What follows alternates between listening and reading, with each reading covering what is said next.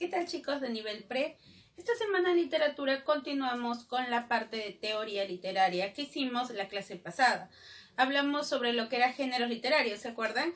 Género lírico, épico, narrativo y el expositivo donde estaba el ensayo. Muy bien, ahora vamos con otro que viene a ser las figuras literarias. Las figuras literarias, como nos dice, son recursos que utilizamos para embellecer las obras literarias. Quiere decir, para que una obra no sea demasiado plana o demasiado sosa, se utilizan estos recursos literarios para que suenen mejor, para poder acortar ciertas ideas que están de más, para que no suene demasiado largo. Muy bien. Entre las figuras literarias más importantes tenemos primero las gramaticales. En las gramaticales primero tenemos hipérbaton. ¿Qué es hipérbaton? Nos dice desorden de la oración. Normalmente una oración como es sujeto, verbo, objeto, predicado, ¿no es cierto? Pero ¿qué es lo que hace el hipérbaton? Cambiar. Vamos a encontrar, por ejemplo, aquí, de verdes sauces hay una espesura. ¿Cuál es el verbo en esta oración? ¿Verdes es una acción? No. ¿Espesura es una acción? No, hay, ¿no es cierto? Ese es el verbo. De verdes sauces no es el sujeto, porque si yo le pregunto ¿quién hay? ¿Verdes sauces hay? No, ese no es el sujeto. Esta oración está desordenada. Lo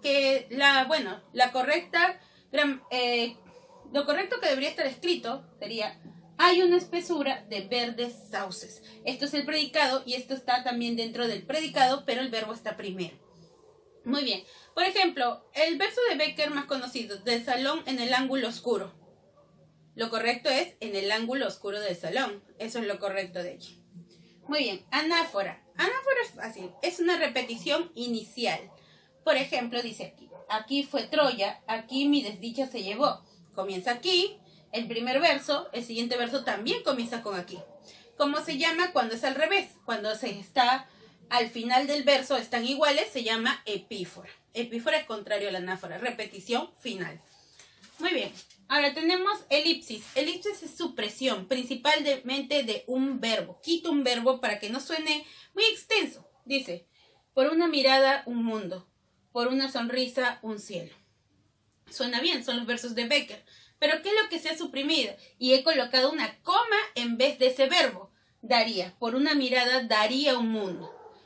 Por una sonrisa daría un cielo. Para que no suene demasiado cansado en cada estrofa estar poniendo daría, utilizan elipsis, la cual es quitarle ese verbo y colocar una coma allí.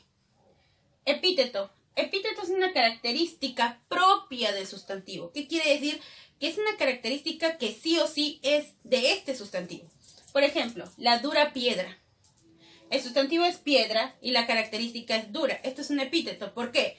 ¿Existe alguna piedra blanda? No, una característica propia de una piedra es que sea dura, es como decir blanca nieve.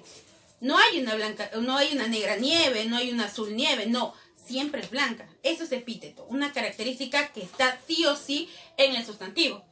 Aliteración, sonidos seguidos, quiere decir voy a encontrar una repetición de sonidos contiguos. Por ejemplo, el ruido guerrero retumbó. La R se está repitiendo en cada palabra seguida. Ruido, guerrero, retumbó. Jalas el ruido ahí. Principalmente encontramos aquí los trabalenguas. Tres tristes tigres, ¿no es cierto? Tres, TR, tristes, TR, tigres, GR, ¿no es cierto? Sigue sonando. La T también está ahí arrastrando. Entonces, eso es lo que es aliteración. Poder jalar los sonidos allí. Muy bien, chicos, ahora continuamos con otro tipo de figuras literarias, en este caso las figuras de sentido. Tenemos, por ejemplo, primero hipérbole. Hipérbole tiene que ver con una exageración. Por ejemplo, me duele hasta el alma. ¿Te puede doler hasta el alma? O sea, ¿sientes el alma? No se puede, ¿sí o no? Estoy exagerando el dolor que yo puedo sentir. Cuando dice lloró un mar de lágrimas, ¿tanto lloraste que formaste un mar? No, es una exageración nada más. Dice, símil. Símil es una comparación explícita. Quiere decir que yo voy a encontrar dos elementos que están unidos por un nexo. Allí mismo ya se están comparando. Por ejemplo, corren los días cual agua de río. Mi nexo es cuál. Corren los días, es decir, pasan los días. ¿Y a qué lo estoy comparando? A las aguas del río, ¿no es cierto? El agua va pasando y así va pasando los días. Los dos elementos están en el mismo verso y utilizan este nexo. Eso es símil, cuando el nexo está escrito allí. Ahora, metáfora también es una comparación, pero en este caso es implícita. ¿Por qué? Me pide comparar, pero interpretando. La llama que late en su pecho. Ya con esto de en su pecho me ayuda a decir que estoy hablando del corazón, ¿no es cierto? Algo que hay en el corazón es los sentimientos. Dice, la llama que late en su pecho. En este caso, llama no está comparado con pecho, ¿no es cierto? No está comparado con late, sino que esa comparación está fuera del verso. Yo tengo que interpretar la llama que late en su pecho. ¿Qué se está refiriendo? A la pasión, a los sentimientos, a lo que él cree. Esto es una interpretación a diferencia del símil. Muy bien. Otro es la metonimia. Designar algo con el nombre de otro. Por ejemplo, su ejército está formado por 3.000 fusiles. No es que solamente haya los fusiles, sino que yo utilizo la palabra fusiles para referirme ¿a quién? A los soldados. Esto viene a ser metonimia. Por ejemplo, voy a leer a Vallejo. Yo no es que voy a leer a Vallejo, ¿no es cierto? Lo que quede de los restos de ahí, de lo que ya está muerto. Sino que estoy hablando de su obra. Por eso utilizo un nombre de algo para referirme a otro. Símbolo. El símbolo es parecido a la metáfora porque necesita una explicación. Pero ¿qué es lo que pasa? Para que quede bien claro necesita de un contexto. Por ejemplo, paloma blanca, ven a mí. Paloma blanca, puede ser esas palomas cualquiera, ¿no es cierto? De color blanco, no hay ningún problema, le estoy hablando de una avecilla. Paloma blanca, ven a mí. Y tal vez tienes de mascota una paloma. Pero también paloma que puede ser interpretado, ¿como qué? Como paz, ¿no es cierto? Estoy pidiendo que la paz llegue ya a mí. Entonces, necesito más información para yo saber a qué me estoy refiriendo. O al animal que es de color blanco, o me estoy refiriendo en el símbolo ¿qué? A la paz, ¿no es cierto? Esas son las figuras literarias que me ayudan a enriquecer mis versos o mi prosa aquí.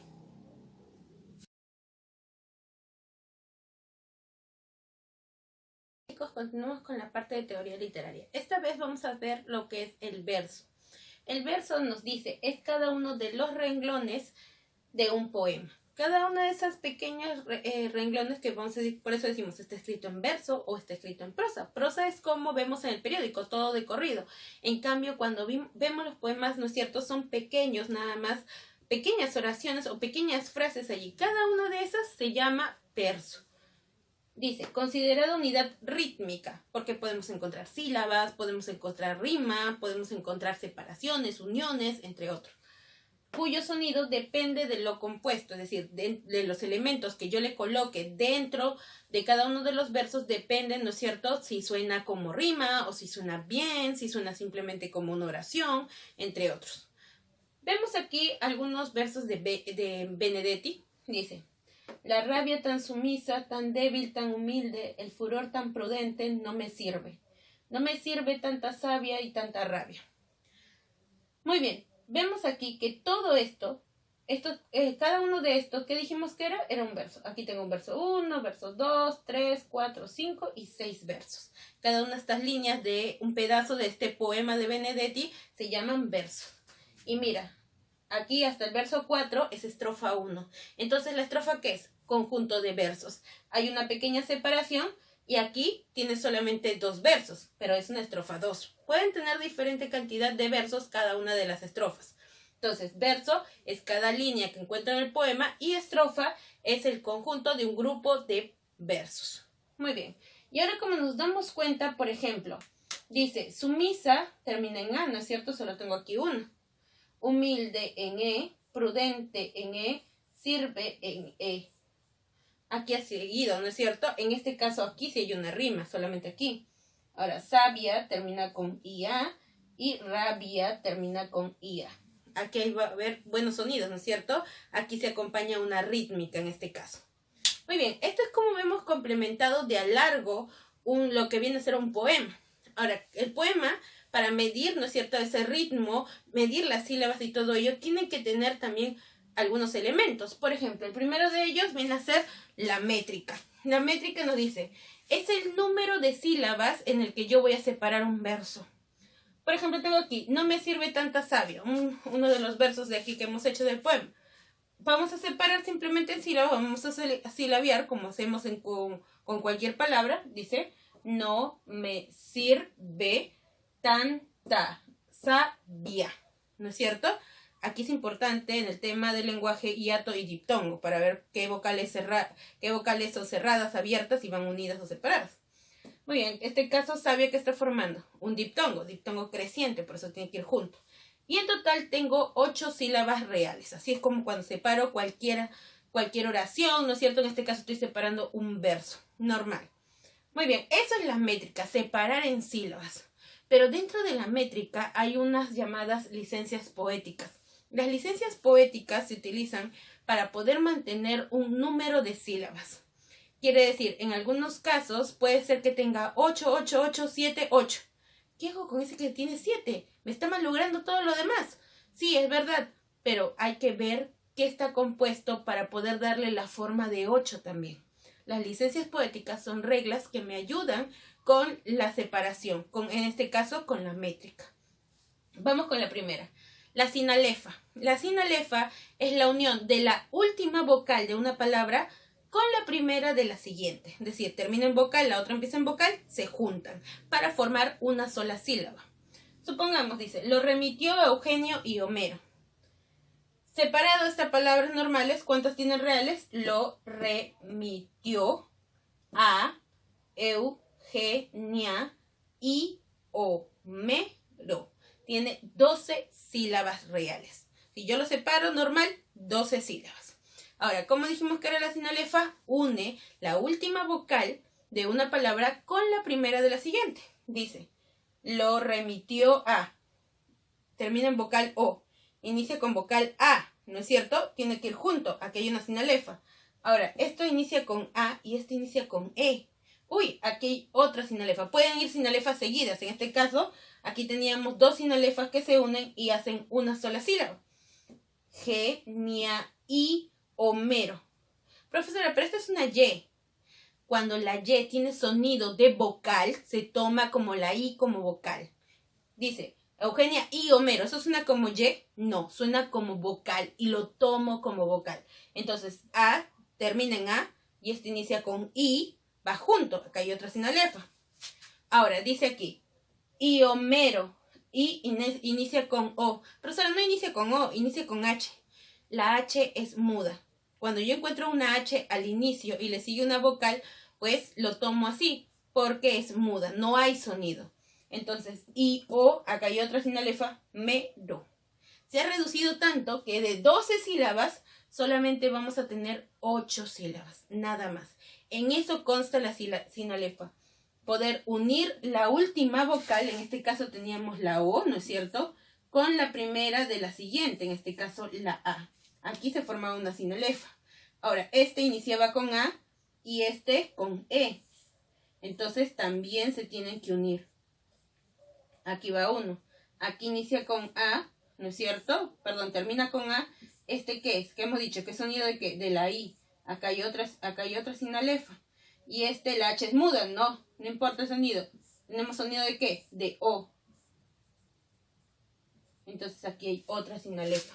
Lo importante es la unión de las vocales aquí. Si termina en vocal, inicia en vocal, se puede juntar. En eso es lo que consta la sinalefa.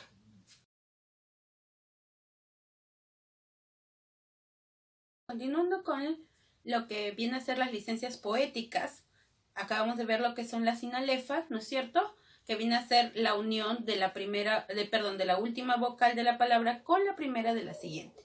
Ahora, tenemos el hiato. El hiato es al revés de la sinalefa. ¿Hay sinalefa? Rompe la sinalefa.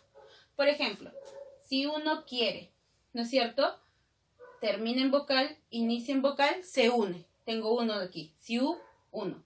No, 2, quiere, 3, iré, 4. Muy bien. ¿Qué hace el hiato? Rompe esa sinalefa. Si uno quiere, ¿no es cierto? Rompe la sinalefa. Nada más al revés. Está fácil el hiato. Muy bien. Diéresis. ¿Se acuerdan qué son las diéresis? Por ejemplo, la palabra pingüino tiene 2 puntitos en la U, ¿no es cierto? Eso se llama diéresis. ¿Qué es la diéresis? Es la destrucción del diptongo. Lo que le quiere hacer la diéresis es hacer más sílabas. Se colocan los 2 puntitos sobre la I y la U. Por ejemplo, en pingüino va sobre la U, entonces no hay ningún problema ahí. En la I también se colocan los 2 puntitos. Por ejemplo, negras, violas, blancas, alelíes. Si yo separo esto normal, negras, tengo 2, violas, blancas, es. Acá hay un hiato acentual, así que tiene que ser separado. Muy bien. Ahora, ¿qué es lo que pasa? Yo quiero hacer más sílabas. Aquí tengo 10, quiero que sean 11. ¿Qué hago? Busco aquí el diptongo, la I y la O. Vocal cerrada, vocal abierta tienen que ir juntos. Entonces busco de aquí y busco esto que se separen. ¿Y qué es lo que hago para que esta I se separe de la O? Le coloco 2 puntitos, le coloco la diéresis. Así tengo negras, las. Se creó uno más, ¿no es cierto? Y en total tendría 11 sílabas. Entonces lo que hace la diéresis es romper el diptongo y hacer más sílabas. Ahora, contrario a la diéresis es la sinéresis. La sinéresis lo que hace es achicar las sílabas. ¿Qué es lo que hace? Esta destruyó el diptongo, esta destruye el hiato. Recordemos que el hiato rompe, el hiato separa, ¿no es cierto? Por ejemplo, yo tengo la palabra aéreo. A, vocal abierta, E, vocal abierta. Tienen que ir separados. A, E, D, O. 4 sílabas, ¿no es cierto? Porque tiene hiatos, separan las vocales abiertas. Lo que hace la sinéresis es unir esos hiatos. Por ejemplo, purpúreas rosas sobre Galatea. Purpúreas, vocal abierta, E, vocal abierta, A, tienen que ir separadas, acaban 4. Rosas sobre Galatea, E, vocal abierta, A, vocal abierta, separados. También tiene hiato. En total tengo 12 sílabas. Ahora, ¿qué es lo que hace la sinéresis? Une esos hiatos. Acá deberían ir separados, ¿cierto? Abierto, abierto. No, la sinéresis lo une. Purpúreas. Aquí es uno más. Uno menos. 1, 2, 3, van nada más. Rosas sobre Galatea. Iba separado porque era vocal abierta, vocal abierta. Ah, se tiene que juntar. Galatea. Junto. Entonces en total tendría 10 sílabas nada más. Entonces, sinalefa une, ¿no es cierto? La última vocal con la primera de la siguiente. ¿Quién la rompe? El hiato. Lo contrario de la sinalefa es el hiato. El hiato rompe la sinalefa. Diéresis quiere crear más, ¿no es cierto? Y por eso rompe el diptongo. La sinéresis quiere crear menos sílabas. Por eso lo que hace es unir al hiato. Muy bien, eso era lo que eran licencias poéticas. Ahora, vamos con la ley de los acentos finales. Estos, por ejemplo, los acentos, ¿cuáles son? Agudas, graves, esdrújulas y sobreesdrújulas, ¿no es cierto? Es algo fácil. Agudas tienen la mayor fuerza de voz en la última sílaba. Esdrújulas en la penúltima sílaba graves en la penúltima sílaba y esdrújulas en la antepenúltima sílaba. Solo vamos a trabajar con estas 3, nada más.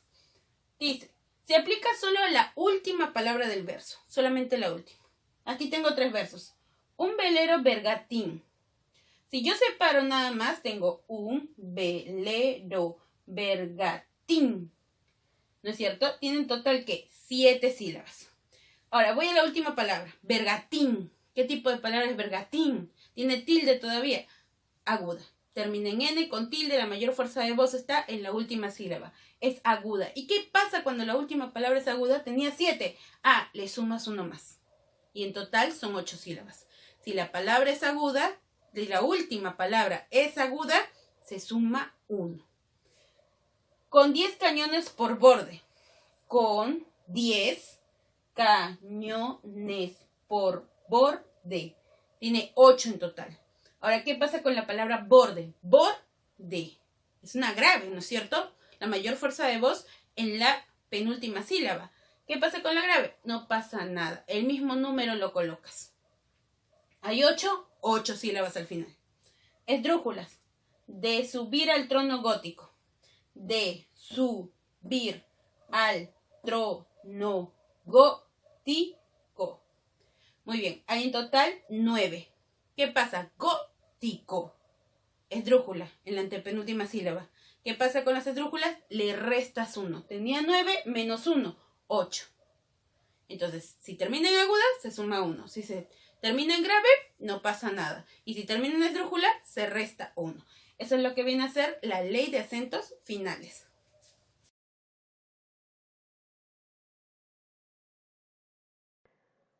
Muy bien, chicos, seguimos con la parte de métrica. Ya hemos visto lo que son las licencias, ¿no es cierto? Ya hemos visto lo que venía a ser la ley de los acentos. Muy bien, ahora vamos a tener lo que es la rima. La rima nos dice, es la igualdad o semejanza de sonidos a partir de la vocal de la última sílaba tónica.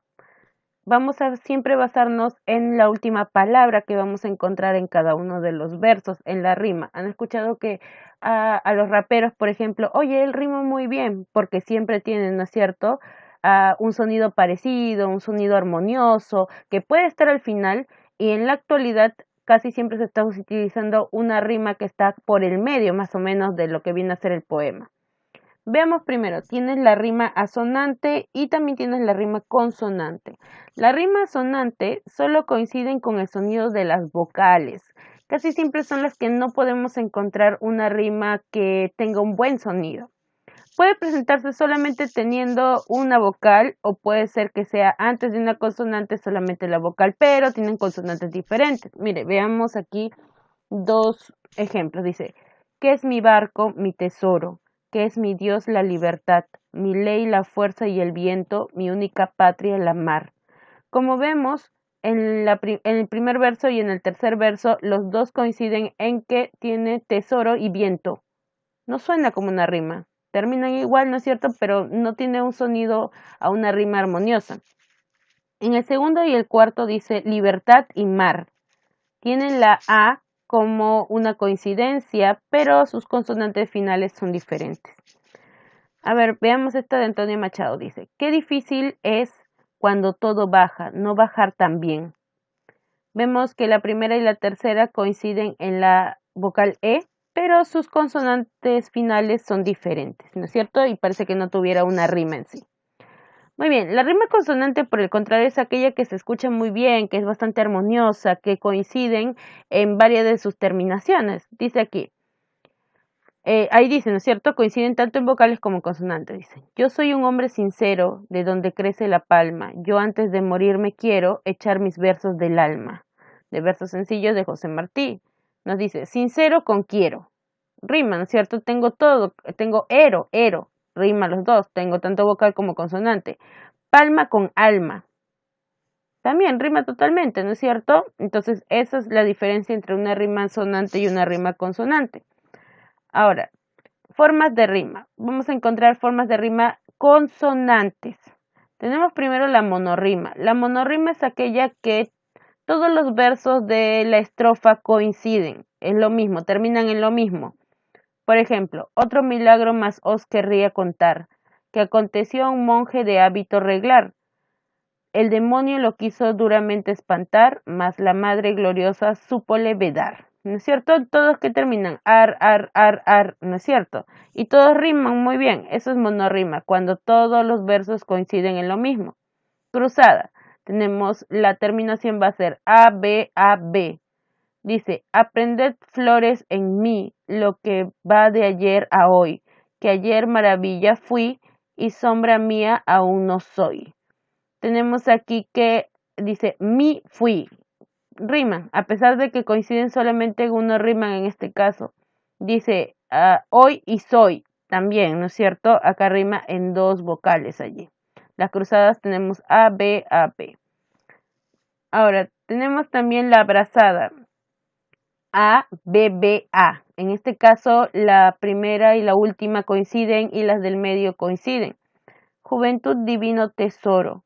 Ya te vas para no volver, a veces lloro sin querer, cuando quiero llorar no lloro. Tesoro, rima con lloro, terminan en oro los dos, ¿no es cierto? La primera y la cuarta en este caso. Volver, rima con que querer, terminan los dos igual. Muy bien, esa sería la abrazada. La pareada, los dos primeros son iguales y los subsiguientes también. Qué triste, bueno, ahí está mal tipiado. Qué triste tiene su corazón. Venga, oye esta razón. Otra razón acabada, feita de amor e bien rimada. Esta traducido más o menos en portugués. Corazón rima con razón y las dos siguientes dice acabada con rimada, ¿no es cierto? Entonces la pareada es, los dos primeros riman, los subsiguientes también riman. Pueden seguir los versos, pero tiene que ser así, de dos en dos, de dos en dos seguidas que tienen que rimar. Muy bien, esos son los tipos de rima consonante más conocidas.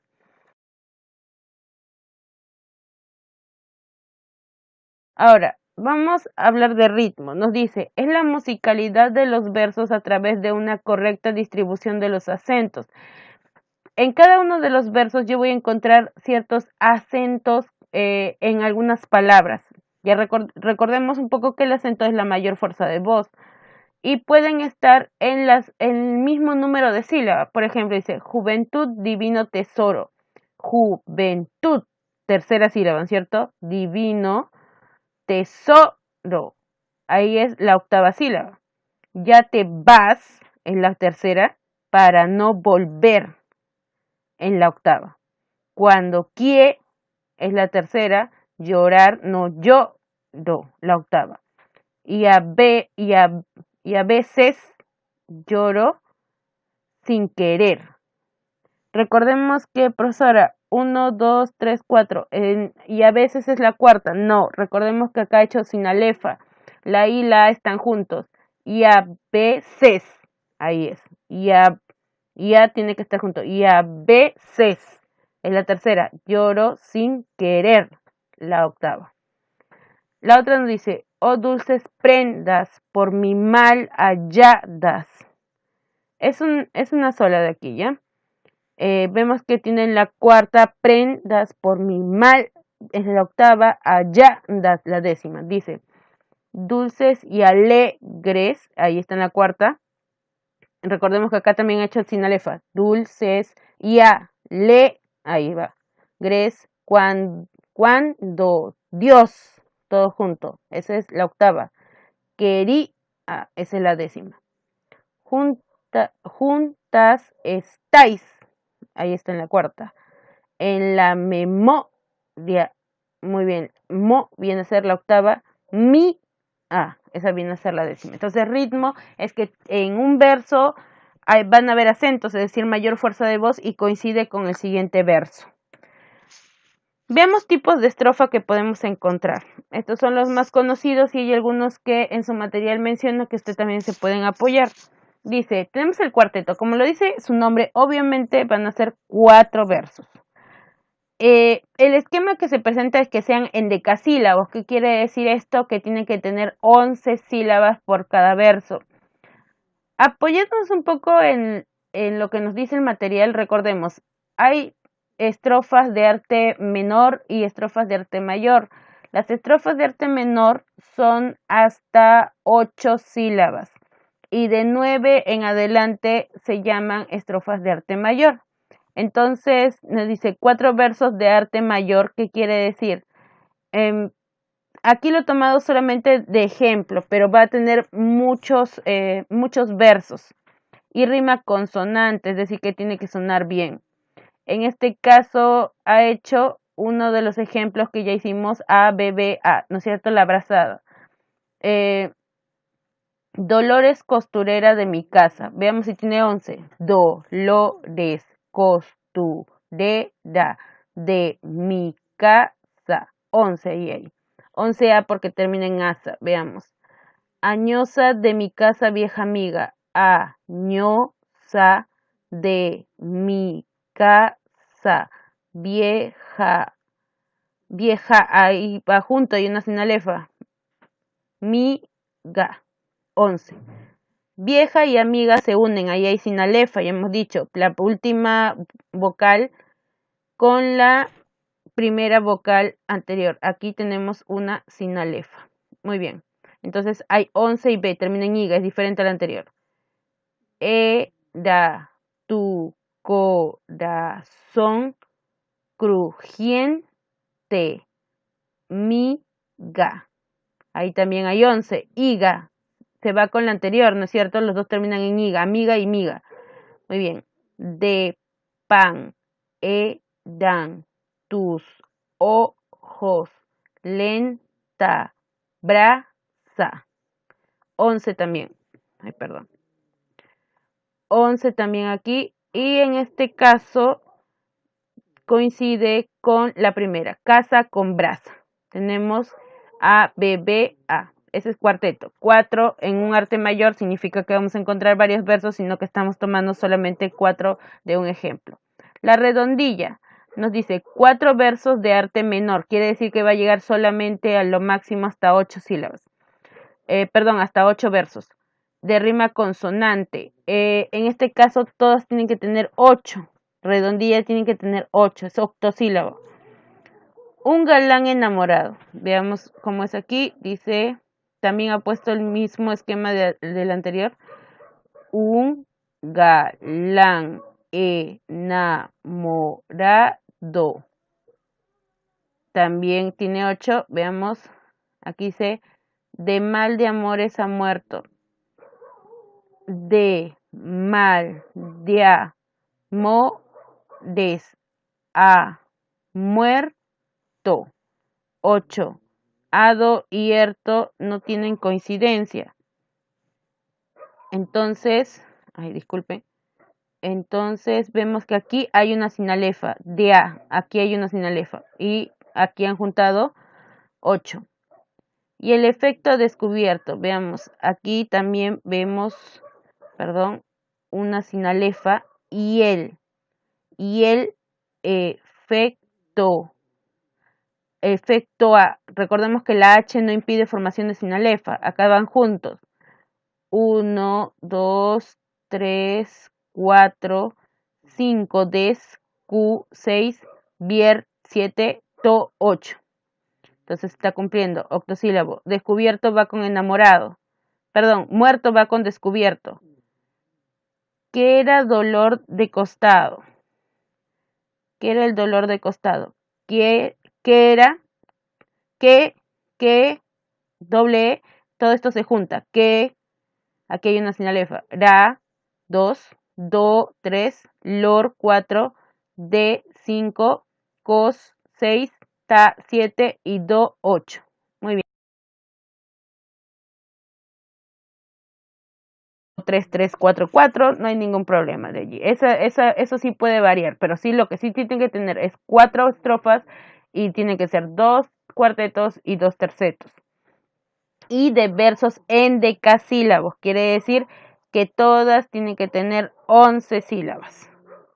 Veamos un ejemplo de cuarteto y el otro de terceto. Dice, en la primera, un soneto me daba ser violante, que mi vida me he visto en tanto aprieto. 14 versos dicen que soneto, burla, burlando, van los 3 delante. Veamos, dice, un soneto me ha de ser violante. 1, 2, so, 3, ne, to, 4, ¿ya?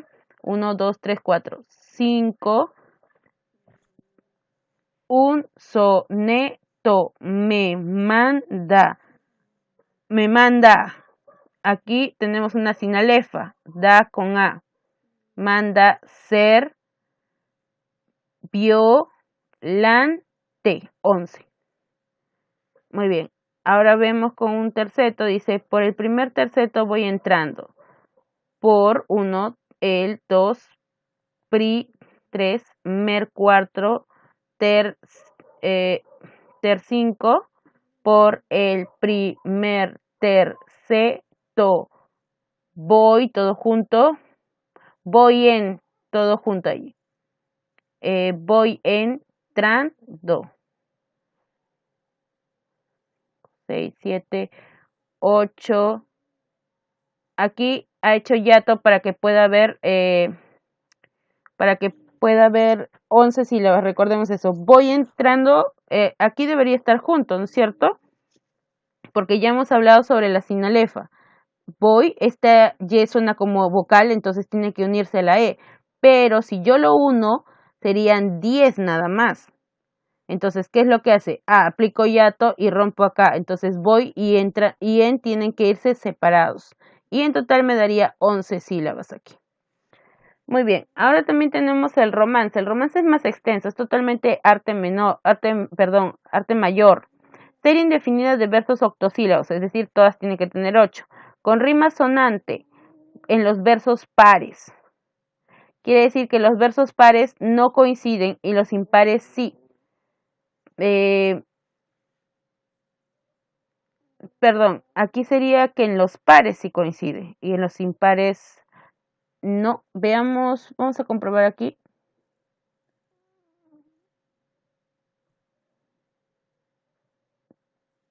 Tenemos, por ejemplo, cantar con mar, ¿no es cierto?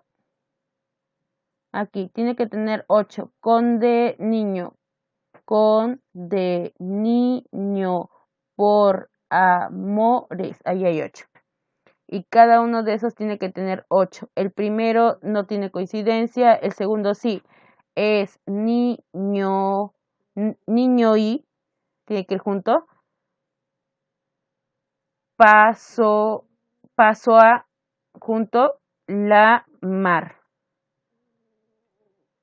Mar es una aguda, entonces le tengo que sumar 1. Recordemos eso. Las palabras monosílabas, la literatura lo considera como agudas. Entonces, como hay 7, cuando yo he aplicado 2 sinalefas aquí, niño y, aquí hay 1, pasó a, tiene que ir también 2 sinalefas y en total me dan 7. Pero mar es un monosílabo, lo tomo como aguda y a las agudas se suma 1. Entonces tengo 8 en total.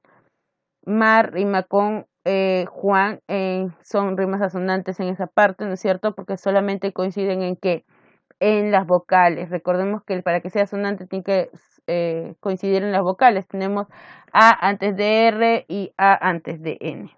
Así en las demás. Muy bien. Ahora vamos a aplicar todo lo que hemos hecho de teoría. Yo sé que es bastante cansado la parte de versología.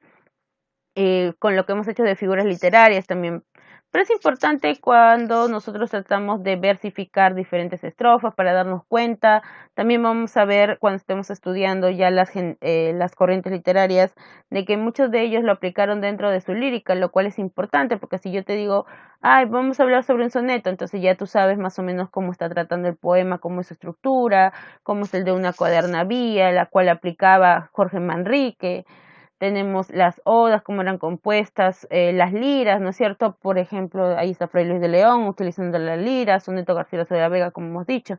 Entonces es importante repasar esas partes y que nos queden claras ciertas leyes que tienen para formar dentro de los poemas, que quién sabe, alguno de ustedes tal vez quiera ser poeta. Muy bien, vamos con la parte de preguntas. Yo resuelvo la parte de preguntas y ustedes van a resolver autoevaluación. No se olviden también que resuelvan sus preguntas de ensayo. Copian la pregunta a su cuaderno y lo resuelven. Yo voy a resolver la parte de preguntas todo completo y ustedes traspasan las preguntas de autoevaluación a su cuaderno y las copian allí. Muy bien, dice la primera, figura que consiste esa B está además, figura que consiste en violentar la sintaxis. Al decir violentar la sintaxis es que va a alterar la sintaxis. ¿Y en qué consta la sintaxis? Sujeto predicado. Sujeto, verbo, objeto. ¿Y se acuerdan quién alteraba eso? Del ángulo oscuro del salón. Debería ser en el ángulo oscuro del salón, ¿no es cierto? Del salón en el ángulo oscuro del salón es lo correcto. ¿Y quién alteraba la forma usual de una oración? El hiperbatón.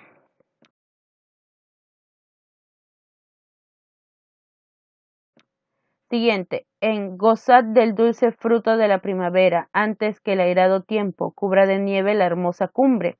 Las partes resaltadas, es decir, nieve la hermosa cumbre, cubra de nieve la hermosa cumbre, ¿qué tipo de expresiones son? Si nos damos cuenta, está alterada. Lo correcto debe ser la hermosa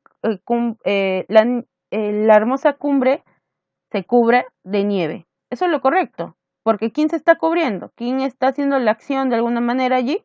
¿No es cierto? Vendría a ser lo usual. Entonces, como está alterado, ¿qué sería? Hiperbáticas. Hiperbato.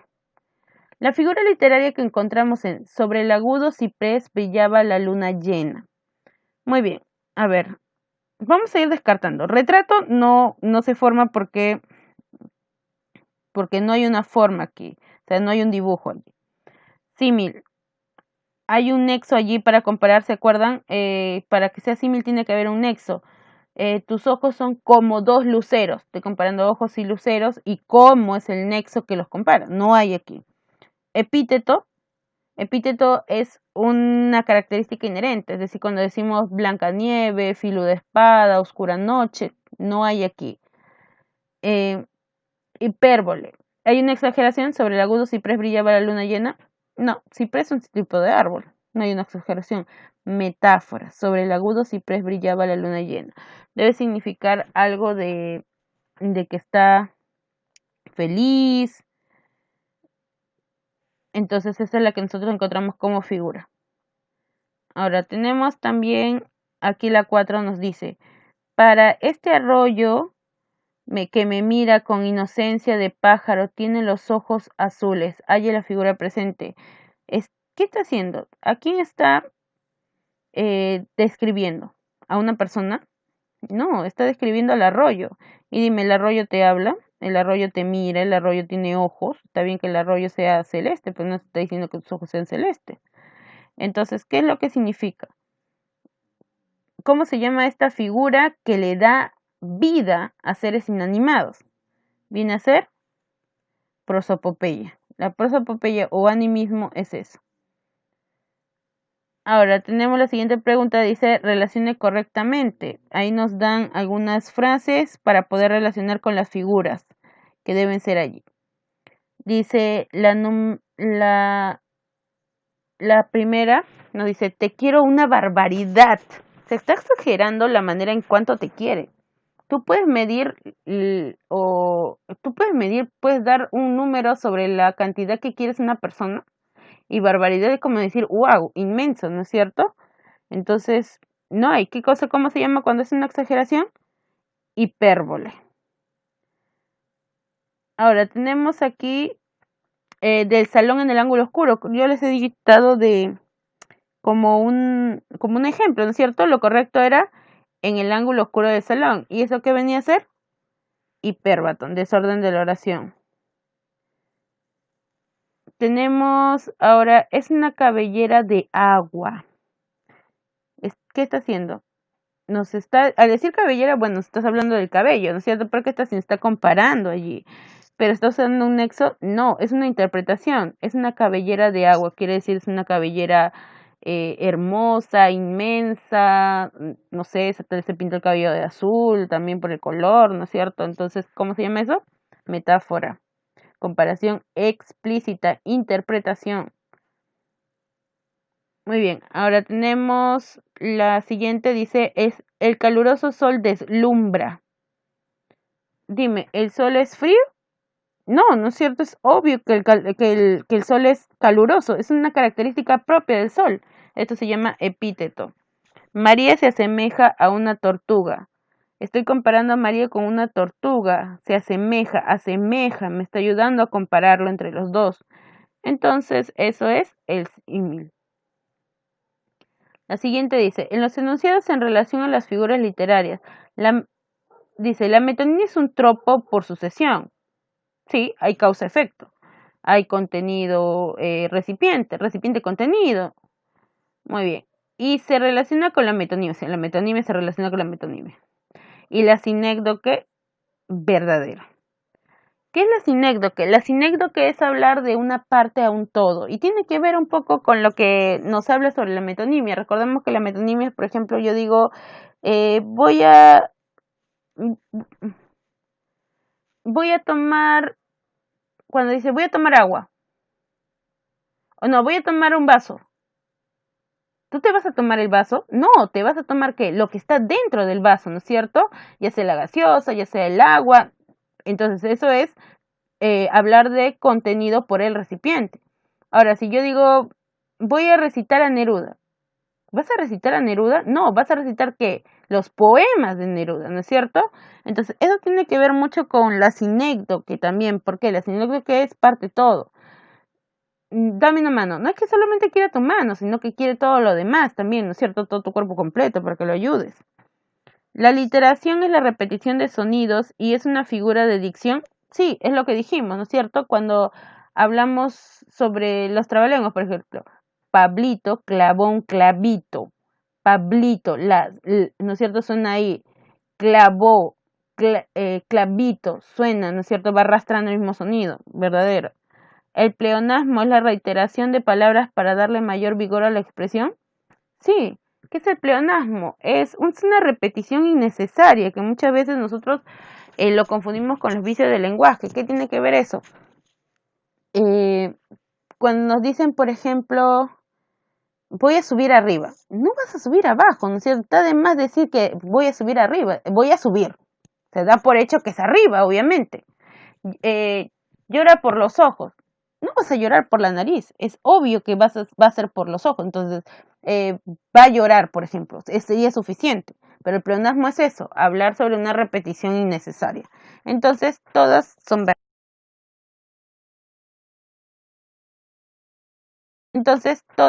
verdaderas.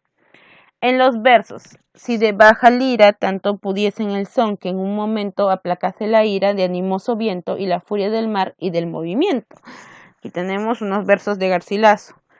Ahora, nos pide saber qué hay aquí. Dice, una copla de pie quebrado, un quinteto de 3 sinalefas, 2 versos alejandrinos, 2 endecasílabos con rima consonante, todos son versos de arte mayor. Veamos.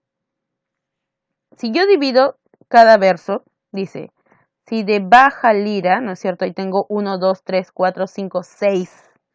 Dice, tanto pudiesen el son que en un momento, a ver, 1, 2, 3, 4, 5, 6, 7, 8, 9, 10, 11, 12. Hay 12. Ahora este ken tiene que ir junto, porque aquí está haciendo sinalefa, que termina en vocal y en inicia en vocal se tienen que juntar. Hay una sinalefa. Aplacase la ira. 1, 2, 3, 4, 5, 6, ¿no es cierto? Ahora, aplacase la, termina en vocal, ira, inicia con vocal, tiene que ir junto allí. De animoso viento. 1, 2, 3, 4, 5, 6 hay aquí. Ahora, de, termina en vocal, animoso, inicia en vocal, tiene que ir junto, ahí hay una sinalefa. Y la furia del mar y del movimiento, ahí hay 12 sílabas. Entonces tenemos 5 versos, ¿no es cierto? Y hemos encontrado ¿cuántos? 3 sinalefas. Y esa es nuestra respuesta. Un quinteto, porque hay 5 versos, de 3 sinalefas. La 8 dice, los preceptistas griego y latino son respectivamente, es decir, los que nos hablaron sobre teoría literaria, un griego y un latino. Vamos a tener a Aristóteles con la poética, es el primero en hablar sobre teoría literaria, y en Roma va a estar Horacio. Horacio también va a tener su libro sobre teoría literaria, que prácticamente está basado en lo que dijo Aristóteles. Ahora dice, el verso, asomaba a sus ojos una lágrima. ¿Qué presenta? Asomaba a sus ojos una lágrima. Sería hiperbatón. Lo correcto es, una lágrima se asomaba a sus ojos. Eso sería lo correcto. Relacione correctamente especie de la poesía y tema. Esto nosotros lo hemos hecho la clase pasada. Es importante también seguir repasando. Recuerden eso. La clase pasada y la clase de ahora es que son teoría literaria, entonces se van complementando. Veamos aquí, la oda. ¿Se acuerdan de qué nos hablaba la oda? La oda era una alabanza, una exaltación a ganadores sobre un hecho histórico. Eso venía a ser la oda, entonces tenemos aquí elogio o alabanza. Elegía. La elegía es triste hacia la pérdida de alguien, dolor o tristeza por la pérdida de un ser querido. Égloga. Lo principal en las églogas es el tema que toca. El tema que toca las églogas es pastoril. Los personajes principales son pastores idealizados. Tenemos epigrama. El epigrama es para burlarse de ciertos eventos de la sociedad, de ciertos excesos de la sociedad. Por ejemplo, de la hipocresía, ¿no es cierto? Se burlaba de eso, de la pedantería, de la superficialidad de las personas. Entonces, satírico, burla. Y la epístola es una carta en verso, es una carta escrita así como si fuera un poema. Amarilis, una representante peruana, es una de las grandes exponentes de las epístolas. Veamos la 11. En el texto, era del año la estación florida. ¿Qué figuras se han empleado? Primero, ¿está desordenado o no? Nos damos cuenta ahí. Era del año la estación florida. La estación florida del año. Era del año, ¿no es cierto? La estación es parte de ¿qué? Del año. Porque es un momento. Otoño, invierno son estaciones. Son algunos meses, ¿no es cierto? Son 3 meses en sí. Muy bien, hiperbatón tenemos ahí. Y ahora, era del año la estación Florida. Estoy interpretando. ¿Quién es la estación Florida? Primavera. Estoy interpretando. En vez de decir primavera, utilizo la estación Florida. Entonces, en este caso sería hiperbatón y metáfora. Muy bien, chicos. Por favor, repasen junto con su libro para poder complementar con la teoría que hemos hecho, para que todo pueda quedar claro. No se olviden de por favor en sus cuadernos pasar las preguntas de ensayo, resolverlas y resolver la parte de autoevaluación.